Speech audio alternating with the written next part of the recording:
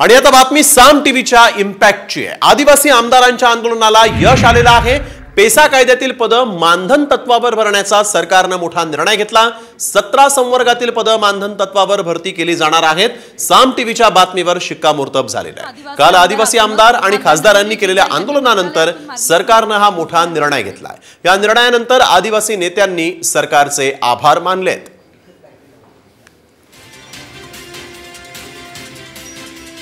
रखडलेली पेसा भरती आदी संख्य अशा ज्या काही भरती प्रक्रिया आहेत त्या थांबल्या होत्या त्या कालच्या आणि आज जे सरकारने निर्णय घेतला आहे तर निवड पेसाच नाही पेसाबरोबर इतरही ज्या जनरलच्याही भरत्या आहेत तेही तात्काळ सरकारने आदेशित केलं का उद्यापासूनच प्रत्येक विभागाच्या ज्या रिक्त जागा आहेत त्याच्या जाहिरात काढून ॲप्लिकेशन घ्यावेत।